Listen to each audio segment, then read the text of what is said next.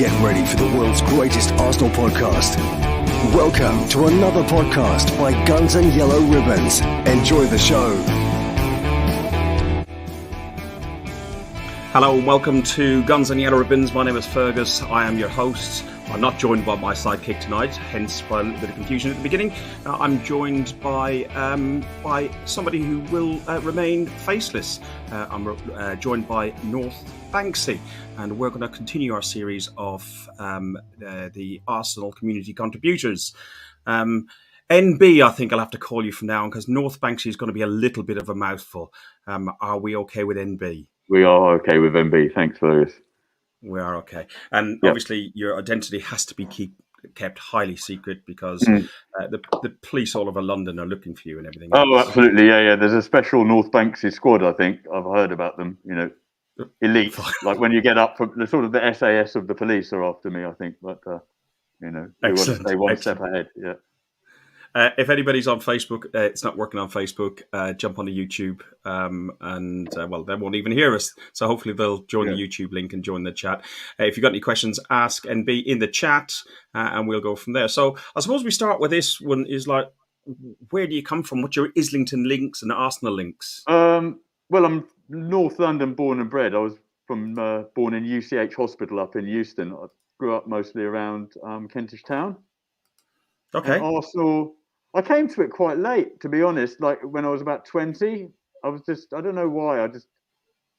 Maybe it was when I was going to college or something, and I just had this sort of thing about London and things that I was interested in, and somehow ended up going to Arsenal Southampton. I think it might have been 92, last game of the season. And I think we battered them, actually. It was like 5-0 or 5-1. And I was with all these people who I'd never met before, in a huge bank of people. And they were all singing Benali is a rent boy against Francis Benali. And I thought, this is the funniest thing I've ever seen. Like, what on earth is going on here? We won 5-0. And I was like, okay, that's it. These are my people. It was brilliant. And I've always been quite patriotic for London, actually, or North London especially. So Arsenal for me was kind of like the flag of where I come from. That's how I saw it, And when we look at, like you said, you first came with Southampton and so on, and why Arsenal. But when we look at how all this started, how you started being NorthBanksy, the infamous NorthBanksy, I think you were telling me the story. Tell me the story about how this happened. Okay, well, the original first thing I did, basically, I was at that time, there was a video channel called AFTV, which everyone knows. And at that time, they were very controversial. They were I felt, encouraging player abuse. And they were sort of sowing division in the fan base. And they had this huge platform of players were getting picked on and certain fans were getting picked on. And I just thought, I was fed up with this. And why don't someone tell them what they think? And no one was doing anything. And I knew that there was a feeling that they'd sort of crossed from being fans to sort of their own entity. So they were always talking about Wenger out, this person out, that person out. I thought, what about AFTV out? So so I did that. One night I went out and just wrote what I thought on the wall in gigantic letters. And it did go... Did you intend on getting caught? No, I didn't get caught for this one, actually. What happened is the person who took these photographs was a very well-known pie baron in the area, shall we say, of Scottish extraction. And he drove past, saw me writing that, leaned out of the window and was like, hey, man, AFTV out, that's good, but are you not going to do a cronky out one? Now, of course, at that time, these were the two sorts of monikers that were going around. And so I did do a cronky out one. And I got caught doing it. I don't know if you've got the video or anything that you can show. I can show you the video. You can have a go. Yeah. So this was the birth of, or is it? The birth of NorthBanksy. Are we going? So tell us this story. Go on. This well-known local pie baron said I shouldn't just restrict it to AFTV out. What about Cronky? So my idea was to go not undercover, but do it overtly in the day with a made-up letter saying I had permission. from rail track to do this. And I thought it looked quite authentic, but these police women here, as you can see, they didn't. And so, yeah, they arrested me and took me down to Tolpuddle Police Station. We were playing West Ham that day. It was Freddie Lundberg was in charge, and I was in the cells for however long it took. And when I came out, I think we were losing at that point. And then I got a text, and my friend said, "Oh, hello, NorthBanksy." And I was like, "What's all this, NorthBanksy? What are you talking about?" I said, "Oh, everyone's christened you that in your absence when you were in a cell. There's a video of you being arrested, and it's going around." I was like, "No, oh dear." Luckily you can't see me too clearly on it, but I was going to say the good thing was in around pandemic, or was it pre-pandemic? Because you did have a face mask on. It was just pre-pandemic, actually. Yeah, I think I was wearing it as I saw things the way things were going, perhaps as a fashion statement, but that was just to sort of hide my face. But the police took it quite seriously, actually. I mean, they pressed charges and everything. I was really surprised because it turned out the council had, I checked, they jet sprayed it off the next day. And 3 months into the pandemic, the police were still pressing charges for something that hadn't existed for even a day. But it's still there. It's on Instagram. It's on. Yeah, well, that's the point of these things in a way. Like none of the art lasts forever. We don't last forever, and especially this kind of street art, it comes and it goes. I've done really nice pieces, and they just get painted over by other graffiti artists or by the council. So tell me this. As a youth, did you do a bit of graffiti? Did you do art? Did you learn it, or is this something that you've done in your misspent adulthood? It's my misspent adulthood. I don't think I'm really an artist. Like this is using a technical process which I've worked out how you could do it, to take photographs and turn them into negative images, and then put them on your phone, and from my phone put them through a projector to get projected images, and then from that I can make stencils, or I can just go straight onto the walls. But if I tried to draw freehand paintings like this, they would look like stickmen or something. Honestly, I don't think I've got the talent. I've got an eye for I work as a cameraman in my real life job. Okay. Sometimes I have an eye for what will make a good image, and which ones will be powerful, and which ones will translate well into this kind of monochrome look.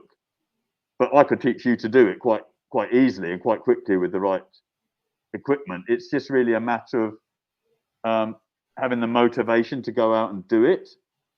It's not that it's difficult to do, but to go out in the streets at night times and do something that's semi-illegal or illegal, there's a bit of risk attached to it. Yeah, and night people can be strange. You work out around the Arsenal Stadium late at night, and it's a different type of people that you meet there. The night people are different. But if you do it, if you've got the will to do something, why not? We talked about that actually when we were having a chat and doing a test on this. You talked about Islington through lockdown, and you've done some of these through lockdown, and you talked about like there's Lewis Dunford talks about it in his song, like people knocking out bags, and there's ladies working, and there's just a whole nighttime sort of underworld industry. But you said it made you feel like Arsenal was like a real place during the lockdown. Well, I think the Emirates Stadium became a real place in the lockdown in a way. Like we always had this thing after we left Highbury, that Highbury had character and soul, and Emirates was this sort of commercial concrete bucket created just to fit loads of fans in, without realizing that it was actually TV money that was going to change everything. And it seemed soulless. During the lockdown, it really became like a kind of focal hub for the community, because it was one of these places you could go and do your exercise and meet people. You remember what it was like. The 1 hour you were allowed out every day. You go and do our hour exercise around the Emirates, take bikes, or some people had roller skates, some people were taking their boxing stuff. There was like all sorts of gym training classes going on underneath each of the entrance ways, each of the lettered entrances, inline skating. I saw a woman who was going around on like cross-country skis, but with wheels on, Another guy who Yep. always come there with it. He had like some kind of beaver or something, some weird creature, a North European polecat, I think, and he used to walk it around on a lead. But there was thousands of people coming over the course of a day, and it suddenly, I thought that's when the Emirates kind of got its heart. It was part of the community. Arsenal's real. It's not just a football team that you can follow on a TV around the world, or something that you can talk about on the internet or play with versions on a computer game. Arsenal's a real place, and there's real people that live around here, and Arsenal is the thing that brings them together, because it's quite a mixed up area, you know. There's some really posh houses, and there's some, you know, big estates, poor estates, yeah, you know. But Arsenal is something that brings everyone together in that area, and it's a very mixed up area as well, not just in income wise, but in terms of where people originally come from. You know, where I live in Finsbury Park, a lot of East Africans now, a lot of Algerians, there's Turkish, all sorts of new communities come and move and change. But around Arsenal, they all support Arsenal. It's one thing you can see people who are from wholly different backgrounds, and that's why I really like it. It matters to me. You know, it is a community club. I used to as well live as a off big just one. off. I used to live just off Green Lanes about 20 years ago, until I moved out here into the sticks in Essex. And there was a huge Kurdish community and Turkish community. And then obviously you had the ladders along Green Lanes further up, which originally was Greek, but now is it's just ever changing. That's London for you, but Arsenal is always there. You know, that's something like an anchor, I feel. Yeah, we've got our history, and we didn't move out of the area, even though we had to move from our lovely Highbury. We were just round the corner, and I'm very grateful they did that, actually. You know, at the time, I don't know if you remember, there was talk of moving outside the M25, buying shares in Wembley, ground sharing with Tottenham was even put up at one stage, you know. And they were saying, well, look at Milan, you know, these two clubs that don't like each other and they share a stadium. So the fact that they were able to find this patch of land so close to Highbury and keep us where we belonged in the area, I think I'm very grateful for the people who managed to do that. I'm not sure whether that was David Dean or Gazidis or who, powerful people in the local community. I think if I remember rightly, we done it last summer on the history thing, and they talked about moving Mark and Andy from done the whole Arsenal history books and everything else, and it was very much a David Dean sort of thing, and working with the community and funding and so on. Somebody's already trying to guess your identity. No, you are wrong. It is not Nika Unzer under the mask. Listen, when you do this stuff at when you do this stuff at night, you know, are you out there on your own? It depends. Like, preferably not, you know. But sometimes I just have to do it because I don't have this feeling I'm going to go out and do this today, or it needs to be done. The only time it's really vulnerable, because I use this projector, which it's not big, but it's like the size of a kind of can of Coke or something. And you put it on a tripod, but you connect your phone to it. Now, obviously, I'm in front of that. At that point, I've got my iPhone plugged into quite an expensive portable thing that looks interesting. Do you see what I mean? And you meet all sorts of people, you know. So then that stage, I'm really, if I'm suddenly got people around me, then I'll probably stop painting and just chat and keep an eye on the stuff. But preferably, I'm with someone. But then again, you know, like, I don't know. The sad thing is, this is a hobby that I can do. Man can do it. A woman wouldn't be safe doing it. You know, that's just the sad fact of the matter. When you're walking around late at night by yourself, of course, you could be the mad person to anyone you're approaching, you know, as far as they know. You know, if you're operating at night time, you're giving out an air that you've got the confidence to do it. You know. But mainly, I mean, because it's Arsenal, and like I'm saying, the area is Arsenal, isn't it? We're all Arsenal around here. So I don't get any hassle. You know, there's been times I've been there and I say, whoa, gangs come up, and they're all around me. And I'm like, I'll be finished here if they want to do anything. But all they want to do is like compliment the paintings or ask, could I do a picture of them, or how do you do it? You know, I think people have really bought in it's not like you're short of seeing big images of Arsenal people around here. You know, go to the stadium and there's giant, 20-foot high Emil Smith Rowe posters and enormous, I don't know, Thomas Partey things on the shop and stuff like that. These guys are used to seeing themselves in big images, but this street stuff, people just seem to like it more. Like, I guess it's more authentic than some massive thing that Adidas have put together or Nike have put together or whatever. You know, they're well used to that kind of idea of photo shoots, and suddenly there's a big picture of them in the new kit and it's, all over the stadium. But I think this... And that picture is normally put on a big poster. There was a Cronky Out poster at one point. And some of these people who put posters up, they really haven't got a clue. Talk to me about this WhatsApp you got from a mate. This is just by the bridge on Hornsey Road. So this bridge leading up to the Emirates on the left-hand side if you're coming from Archway side. And someone texted and said, look at this, that there's Song right next to our stadium. What are you going to do? And so I think that was New Year's Day. Yeah, so I did that. I think it's funny. So, I don't know if other people think it's funny. Son, not so much. For anybody who's on the audio, the graphic on his shirt changed to "What do you think of Tottenham?" And you know what the reply to that one is. We know what we think of Tottenham. So yeah, I did that one. I mean, it's just for fun, really. Like that. That took a few minutes, really, but I just thought, well, why not? It's just kind of rebranding. I'm sure something similar would have happened if an Arsenal player had been on a poster right next to the Spurs ground. So. Well, you talk about posting in North London, you talk about posting in around N5 and N7, but when you stick a 1 in front of that 7 and you end up going to N17 and doing this sort of stuff on a wall.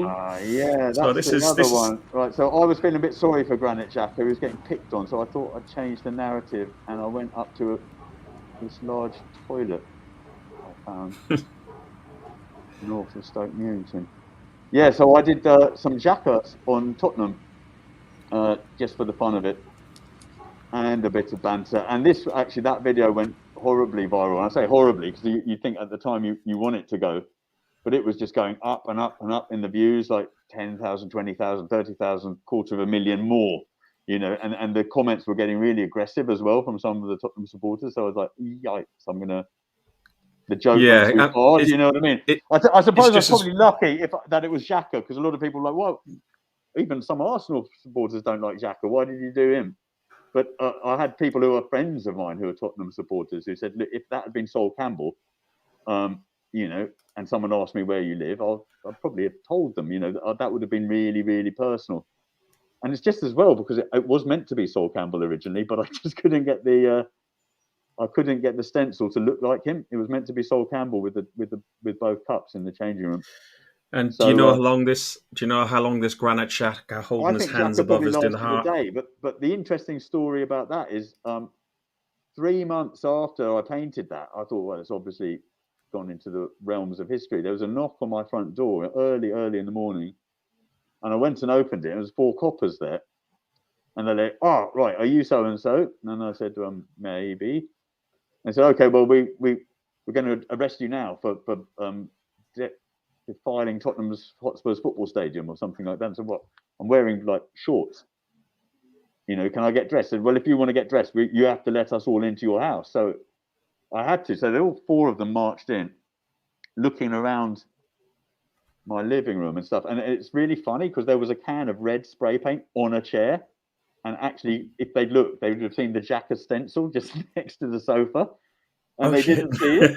I know. So anyway, they arrested me. Again, handcuffs in case I escaped from, I don't know why, in front of my wife. Again, same police station. And this time I didn't say anything. I just did, got the lawyer and went, no comment interview all the way through. And I thought, well, they'll drop that as well. There was a pandemic. This is hardly a major crime. Tottenham's a multi-billion-pound industry. It's a bit of graffiti. They'll definitely have cleaned it off in the morning, I reckon. And it went to court. They were going to take it to court, and I was like, okay. Then they doubled the 2 together. They put Kroenke out and Xhaka on Tottenham as 2 charges together in the same case. And it turned out that the Tottenham police, they'd sent this squad from Tottenham to my house 3 times to try and catch me in. Yeah, that's a lot of police resources for just a bit of banter, basically, and it's just a bit of thinking. It's the NorthBanksy squad, isn't it? I think it must have been. Yeah, that's probably the first bits of the NorthBanksy squad that were there. But anyway, what happened? Then this is the kind of funny ending. Tottenham's security chief put all the CCTV of me painting and that figure walking to a car, and it was the car registration. Then the police ran it through their computers. It was quite involved, really, for a painting. He put all the CCTV evidence on a DVD and sent it to the police. You know, Tottenham like their DVDs; they're well known. Yes, they do. For liking their DVDs. So he did the Tottenham thing, put the CCTV on a DVD, and then to save himself a bit of money, he wiped his hard drive to save some space. And the police lost the DVD. Then the case was thrown out. So that was that. Well, thank God for that. And there's no way they can use this in evidence from you because they can't even recognise who you are. Exactly, They're not going to get. They're not going to get my computer for your IP address because it's all gone through There's somewhere there. in America. Exactly. Anyway, so there we no go. double jeopardy. No. So the some of the other stuff you've done this one here. Is this the family? Is that? That's me and my sister when I was little. So that's my face, but age 6. And that's me and my sister. Somebody can use some computer That's technology. a little child picture. We're partly Polish in heritage. My sister's been dressed up in some kind of traditional Polish dress in that one. There you go. And then if we talk about you got recent ones, you've done Xhaka. Saka. You've done Arteta as Clint Eastwood. Yeah, that was a good one. That's been gone over now. It was like an Elvis triptych, and the middle Elvis had been graffitied on, like sort of tagged over. So I thought, and it was Elvis with the gun. You know, he's like a cowboy shooting a gun. And I realised if I got the size of Arteta doing that pose the same, it would he'd echo the 2 Elvis gunmen. So I put that one up there. That looked good. People like that one. And you've been in the area for a long time. You've done some other things as well, like some memorials. One that people will remember is Gunnar Hollick, who sadly died just before the pandemic. And this is you admiring and reflecting on your work afterwards. Again, Hornsey Road. Hornsey Road, the same poster site actually as Son with his shit shirt. Yeah, so it's a far better usage of that poster than I thought. So and you've also done some memorials for Danny Bailey, King of the Concourse. There's a picture of that. I don't have it here. That's in the eaglet with his hat on. Yep. And go on, carry on. I've done a few others. I don't know. You've got one in mind. I can. Yeah, it was this one here.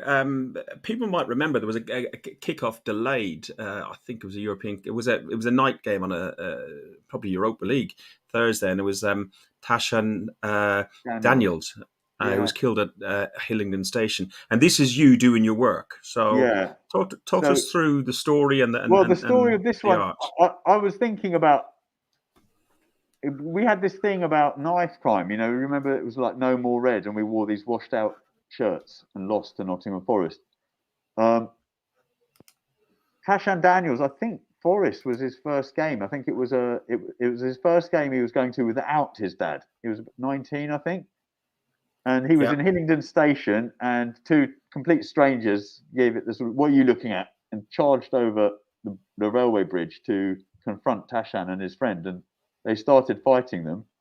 And came out the worst in the fight. You know, although they'd initiated the violence, they were losing. And then one of these guys pulled out a knife and just stabbed this kid in the heart, and he died on the spot basically.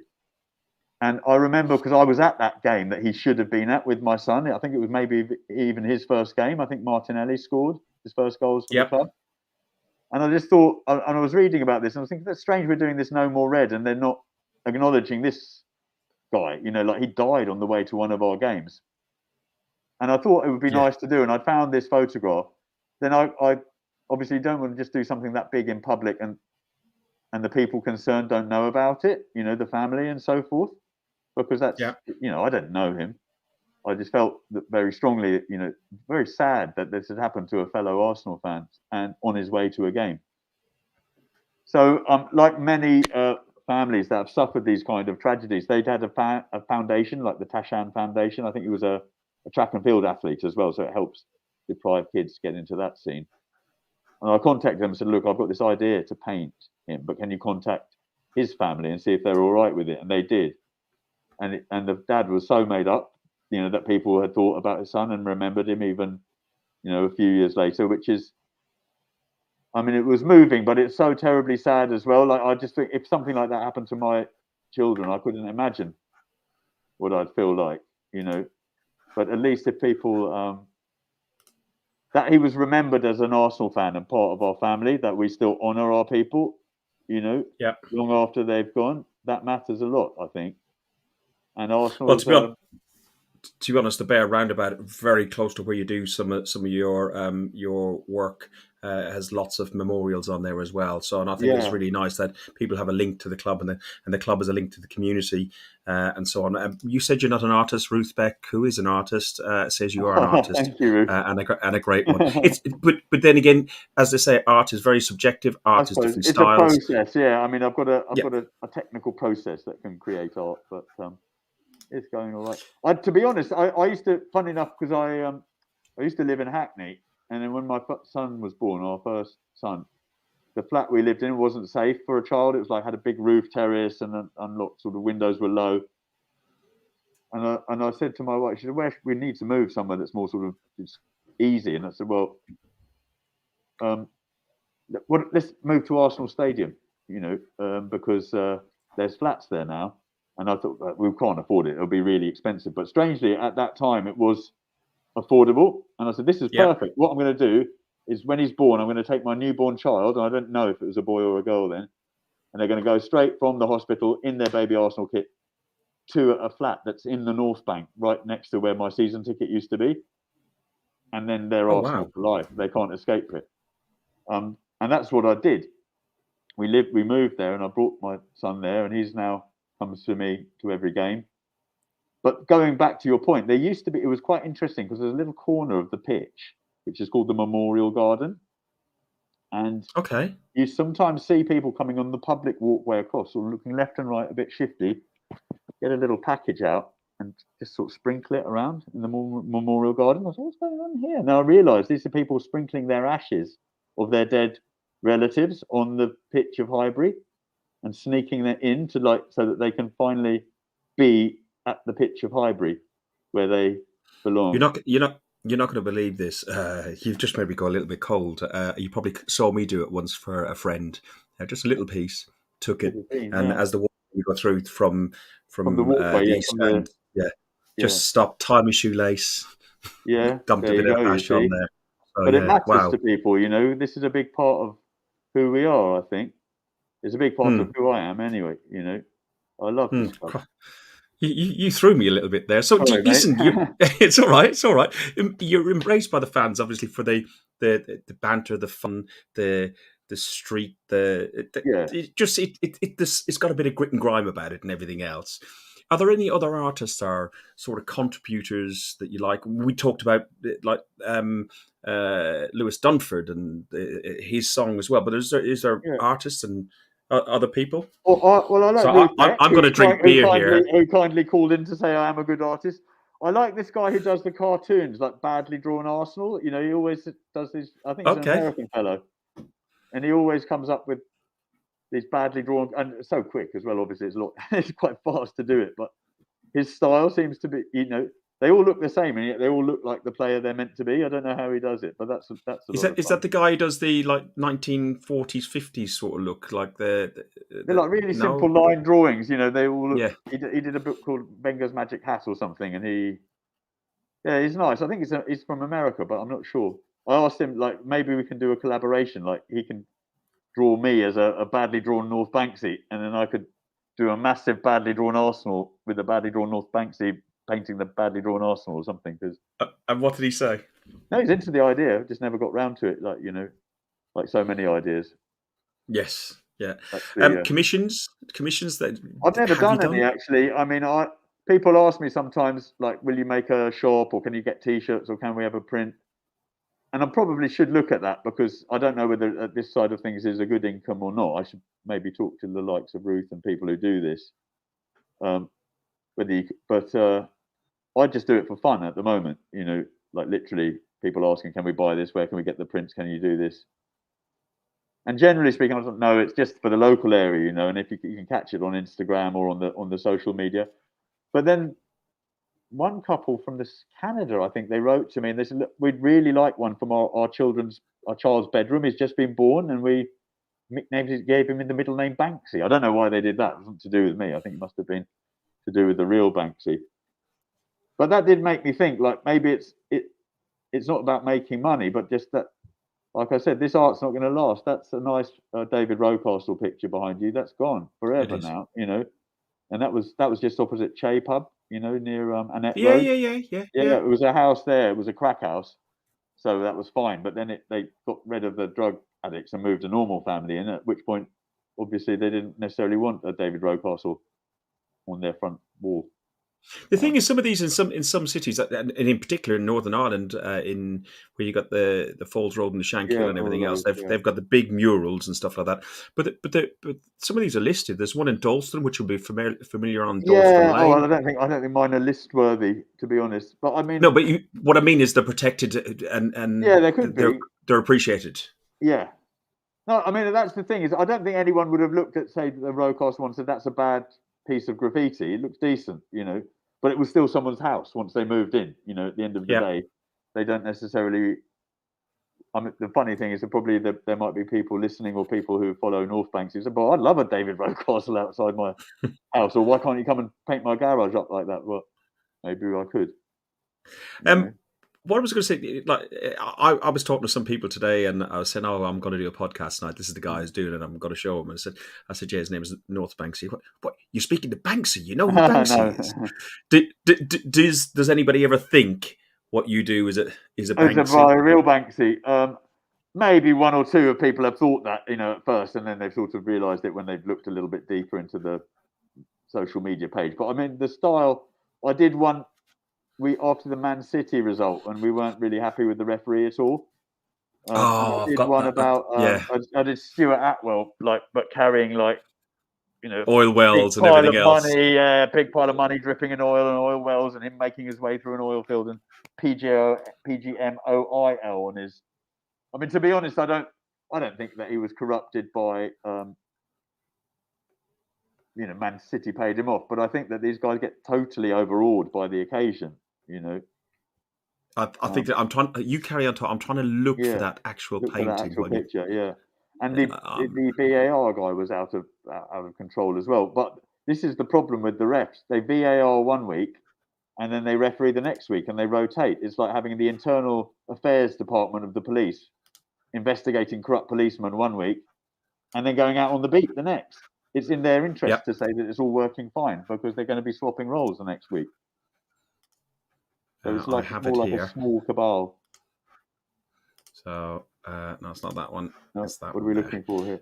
So here we go. You should be able to see there on your Instagram page. Okay, so there it is. Yeah. So some of the other things that you did. Yeah. Did he like it? He said thanks a lot. I don't know whether that was meant genuinely or not. So you sent me. I sent one a little picture to put on the cover that we done from here, and you sent me this one, which I didn't use. But that was before the Cronky Out protest. And I was like, I had about quite a lot of pyrotechnics with me. And I thought, this will be funny. And then I thought, no, it won't. I'll get shot. The police will think they're dynamites or something, because I'd actually bought that whole webbing thing was actually for filming, but in those kinds of places which I've been to. So we have put camera batteries and it's a really good sling for that sort of thing. And I thought, this looks fun, and then I thought, no, I do look like a suicide bomber in that, and this was the final result of what happened. I didn't wear that, but I had these pyros, and I ended up by chance, pure fluke, being like the poster boy for the Cronky Out protest. I think it's because everyone else, like the famous picture that I think Jono took it, and then Ruth painted it on the 4 flares up. But that was in the middle, So if you were there to get a good shot of that, you couldn't really see the stadium. And there were all these professional photographers, like it was the Getty, AP. They all know each other, Reuters, AFP. They were all together, waiting by the roundabout. Now that was my sign as well, Conky out, big one. And they were waiting for that shot of someone doing something, but so they could have the Emirates in the background. I said, "Oh, I've got smoke. I've got a few smoke grenades. Shall I set some off?" You'd So know these people as well, due to... No, I didn't know them, but I recognised what they okay. were trying to do. Like I could see why were they gathered here. I said, "Oh, they want the wide shot," you know. Okay. And so I'll put that on. So I pulled the pin on the grenade. So like, shall I wear a mask and look sort of like a scary ultra? And they're like, yeah. And so, okay, shall I wear sunglasses and look like a scary Italian ultra? And they're like, yeah. So I did it. And they're sort of waving this silly thing around in front of them, and then didn't think anything of it. Then the next day, my friend said, "Oh, you're in the newspaper." I was like, "Really?" So I went to check. I was like, "I was on the back of the Mirror or something." And then I took to the next one. I was on the back of the Sun, and then I was on the back of the Sunday Times. Then I was in the Express, and then actually that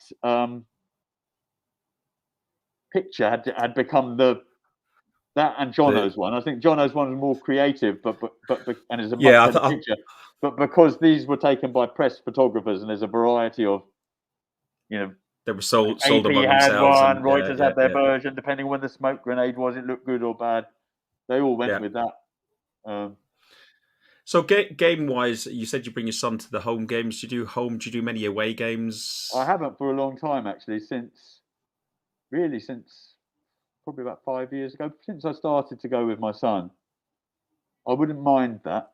Maybe I should offer some paintings to people, but it's still a little bit of a complex shop. I can't always necessarily go up and watch Bolton on Thursday in the it's League a lot of Cup dedication. to build up my credits and stuff like that. So maybe I'll try and see if there's someone who likes a nice NorthBanksy picture or something, and we can. There's ways and means. Or buy a ticket from people who know it. I managed to get some points, but I managed to get to about 12 games last season away, and most of the home games. So before we go on to what you think about the rest of the last season and the rest of the season, there was an awful incident happened in 1982 ahead of a West Ham game on Gillespie Road. John Dickinson. You done this stencil and talk about this, because you didn't know the reaction. I didn't know him. No, I mean, funny enough, I remember that incident, reading about it in the Evening Standard in '82. I was 12. I'm thinking, my God, I'd never be a football supporter. Like, absolutely terrifying. All these people trying to kill each other, and then one of them has. And then I got contacted by someone, and they said, "Can you do something for for his memorial, because it would be 40 years." And ironically, and not even funny irony, we were playing West Ham that very day, so it was a real bitter thing to swallow for his friends. And they said, "We're going to do a little memorial on St Thomas's Road by the Gillespie Road interchange. That's where he died." And I painted this up and sent it to the guy, and he's like, "Yeah, we really like that." And then I went down. There were these 40 odd blokes, like all of a certain age. Do you know what I mean? They'd have been in their 20s in 1982. That was his crew, basically. These were all. I mean, there's a lot of hard-looking men there. They're all quite old now. But I was looking at this bunch and thinking, like, I still wouldn't get an 30 argument. pubs in North London are missing their hardest geezer. You know what I mean? The second hardest geezer is having a field day in 30 pubs. But they were really, I mean, it was really touching, actually, that so many of them turned up. They clearly hadn't seen each other, a lot of them, for a long time. And they would all come there for that day to remember one of our own, It's really nice. I like the way you captured just like the style of the way people were, like the casuals and everything back in that time. It's very poignant. I didn't know about the John Dickinson. I know a guy called James. John Dickinson. I didn't know about that until a little bit leading up to the 40th anniversary. I had heard something on one of the radio channels, and I thought, like you, shocking. So I lived in Ireland at that point. So they said it was all. Because I was surprised, because I thought, how could you kill? Like carrying knives, and they said no, it was all Stanley knives in those days. They were real into like attacking each other with Stanley knives, and this guy somehow it just nicked him under the rib and must have just sliced it. I don't know, part of his heart was like absolutely critical because he died so quickly. It wasn't a deep wound, but it was a Stanley knife that had done it. And the last thing on memorials, one I didn't mention. You said David Seeger's son was. Liam had died in an accident. Yeah. Again, I find because David, I follow his writings and his posts about it, and again, the same thing with Tashan Daniels. I love my child so much, and I just couldn't try and imagine to myself what their family went through. You know, Liam, really nice looking kid. You know, it was a New Year's, and he died in I think a hit and run or something like that, stupid on the A12. You know, meaningless, but this can happen in life. You know, the worst things can happen in life, and I remember thinking that I'd like to do something for David, and I didn't know him, but I got in touch with his daughters actually, and I said, "This is my idea to do this picture." There's a photograph of him and Liam on Wembley Way, going to an FA Cup final. I think maybe one of the last pictures that he had with his son, and I said, "I'll do that as a painting and give it to David." And is it this one here? Just let me just. see.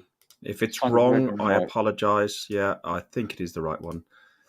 It's that one at the screen. That one there. Yes, that's it. Yeah, that's Dave and Liam. It's like we prepared for this, isn't it? And Liam, well, is young forever. Bless him. Yeah. But yeah, so that was a father and son, and they're on their way to their last game together. And these sorts of things, they really, I don't know. I was a lot harder edged before I had kids. Maybe you just see things so much differently then. I think it's having kids, and I think it's grown up, and you sound like you're a similar age to me. I'm 71, so yeah. I think you just get older and mellower as you get along, and you start reflecting. Thoughts on last season on with reflection? To be honest, at the beginning, I thought we'll compete for fifth. Like we'll be lucky to get it. At the end, I was disappointed because we could have had the fourth place in our grasp. But I think a couple of things happened. One is that we were thin. We took a gamble in January not to reinforce. If Thomas Partey could stay fit, I think it would have been a different story. But he got injured, and we had these 3 games where we seemed to lose our heads. We're trying to play Xhaka at left back. That was a mistake by Arteta. But generally, he was a big controlling figure, and we sort of lost our way, lost 3 on the spin. And that's when what the future strength of this team showed itself to be a weakness. They were all young men, with a few sort of sergeant majors, which are basically, you were talking about El Neni and Xhaka. Almost all the others at Lacazette, I suppose, experienced campaigners, but most of the others are quite young. And our bad run began when they all came back from international duty, all full of themselves, captain of Norway, England call-ups, this, that, and the other, and ran headlong into a Crystal Palace side that had been thinking about nothing apart from that game against Arsenal for a week. And they took us apart.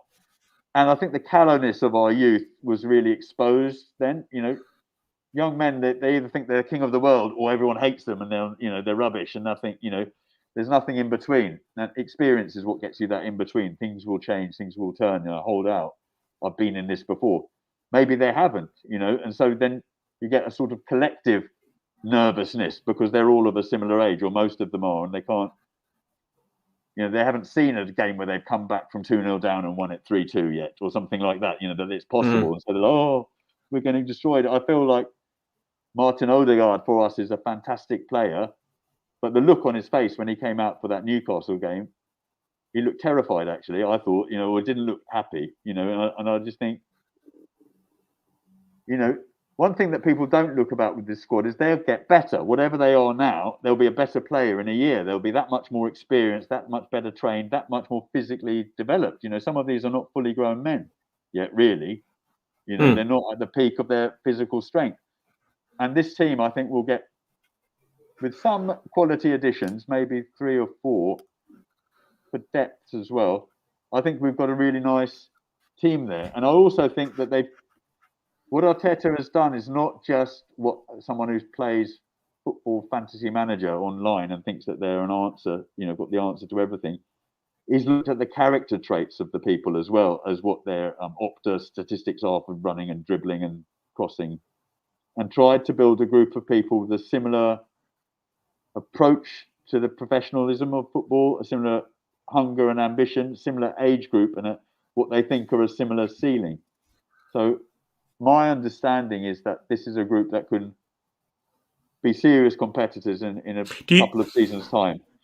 You cited El Neni, you cited Xhaka, you cited Lacazette as the more experienced players, but do you feel that this current squad, and then following on for that, your expectation for next season, do you feel that this squad lacks leadership? No, I don't think it lacks leadership. I think that it just lacks experience across the board. So, like I said, when you've got Xhaka's an experienced leader and is a national captain, Lacazette's experienced, El Neni's experienced. I just think that it's just something that comes with age and being in more. You can train all you like, but unless you're in a live game, where the stakes are that much higher, everyone's putting in that much more effort. The tackles are coming crunching in. What it likes is, when someone is repeatedly letting you know they're there, and the referee's not doing anything about it, or something like that, and you're going, "Fuck me, I'm getting battered here," and there's 1,000 people laughing at me, from the home fans, and the ref's doing nothing. And then you think, well, will I bother making that run again? I'm going to get clattered again. Fuck it, I won't. The guy next to you is like, well, he's not pulling his weight, and that sort of can ripple through a squad, and you want your experienced ones to sort of see that and put a stop to that. Clearly, we're at the beginning of the transfer window. We don't really know what's going on. We've got this young Brazilian future talent. So looking at where we are and assuming we strengthen in the right areas with players, what's your expectations for next season? I think we will be top 4. But that could depend on a lot of other factors. We certainly should be competing for it. I think we were competing for it this time, but it then became a competition of who wants to lose it the most. Tottenham and Man U and Arsenal were all at one time or another in really commanding positions for that race, and all threw it away at one point. Tottenham, I think the turning point was really the home game for them against us. We should have played for a draw. We should have done 5-3-2 or whatever, just a complete low block Mourinho thing, and tried to nick something rather than. They were always going to be up for it. They've got a good team. They've got a nice stadium. They'd never played Arsenal at home in that stadium. First North London derby after the pandemic. It was going to be a rocking atmosphere, So honestly, I wasn't surprised that we lost it, but I was surprised that we set out to try and win it, if that makes sense.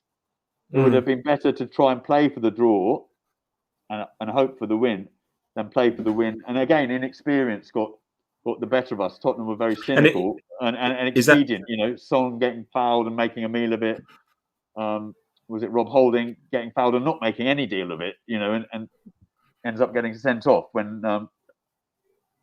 And in your view, then you say that was the inexperience in youth. Is that inexperience in youth of the players, the manager? Who would you? Well, no. I think in terms of gamesmanship, that's probably the players. Do you see what I mean? You just get used to the dark arts and how cynical you can be and how much you can.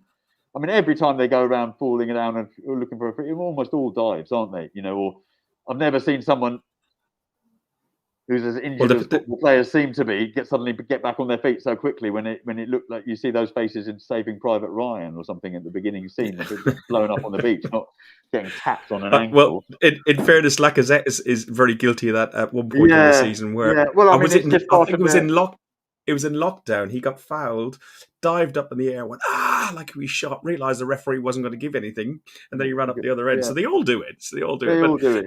I think gamesmanship wise, working the referee and getting into players' heads like Rob Holding, I think Spurs done us a good one on there, and the referee didn't help. But no, for sure.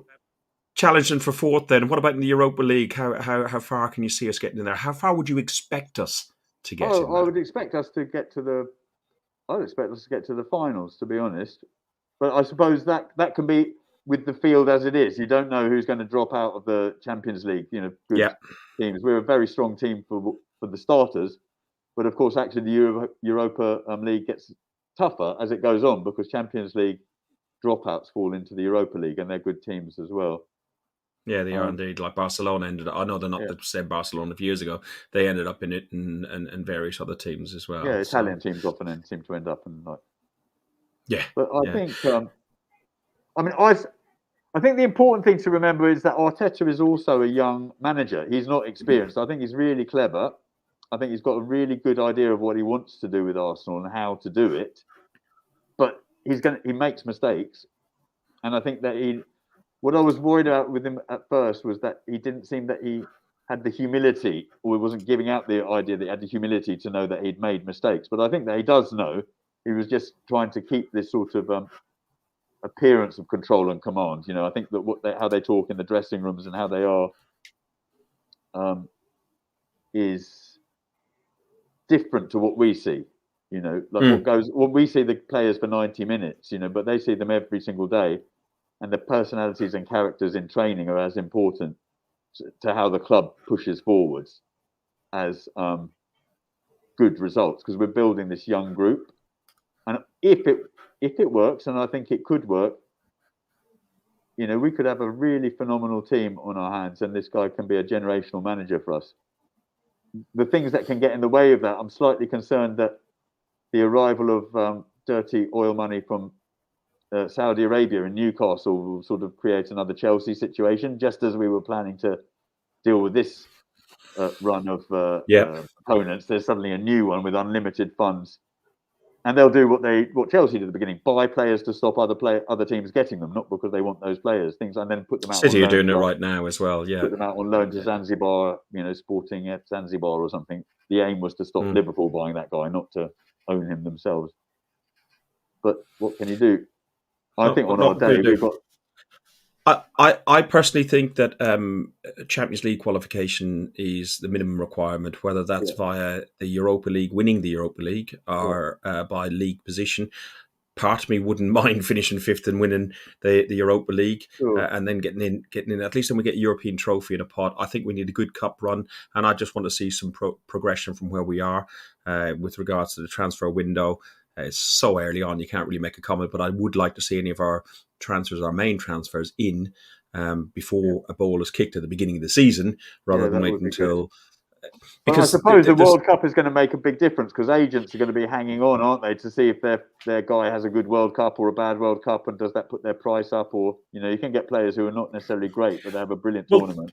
Think about this. It was on Twitter. Mo Arsenal 86 came along. His Premier League fixtures will be released next week. 5 games in August, 3 games in September, 6 games in October, 2 games in November. So that's 16 match days before the World Cup break on November 13th. For contrast, that match day 16th was on December the 12th.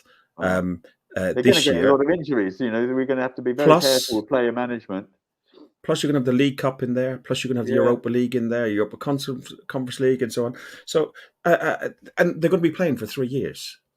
I know they only play once a week, twice a week, whatever, and everyone says they get paid millions, whatever. But player welfare, you've got to think about it as well. Yeah, it's really going to make a big difference to them on that. Yeah, I think like Smith Rowe was getting injured towards the end of last season. He could do with a break, but he's playing back-to-back games for England under in pointless friendlies for a competition they've already qualified for. Well, that's how Kieran Tierney got crocked, isn't it? A pointless friendly. Yeah.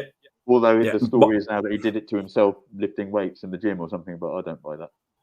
No, and by the way, Ireland did beat Scotland 3-0 at the weekend. Just we don't get a chance to we don't get a chance to crow very often, so I'll take that one. NorthBanksy, it's been an absolute pleasure. Thank you very much. I'll stick this audio version up on Spotify and all the other different platforms that you want to listen to back. If you want to follow NorthBanksy, he's at NorthBanksy AFC.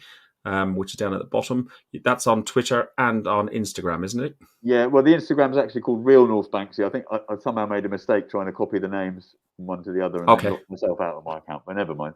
Put a NorthBanksy in if you want to see pictures of Arsenal players and our fan base on the walls of Highbury. Brilliant. Well, thank you for contributing to this summer. I hope you've enjoyed it. And people, if you like it, my beer, I can... you can have your beer.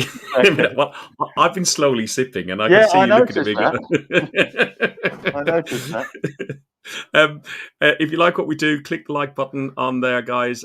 Some comments in there. Ruth said a great podcast. Wonderful to hear from you, NorthBanksy. Thanks, Fergus. Nobby has said great to hear the passion from the Arsenal family. And Gunnar Ross, he just goes good. Well done, guys. Yeah, Crumpy changed his mind. He's got the old badge as well. Lovely. He Fergus. has. Thanks very much. It was a pleasure. Up the Arsenal. You've been listening to Guns and Yellow Ribbons, an Arsenal podcast by Arsenal fans for Arsenal fans.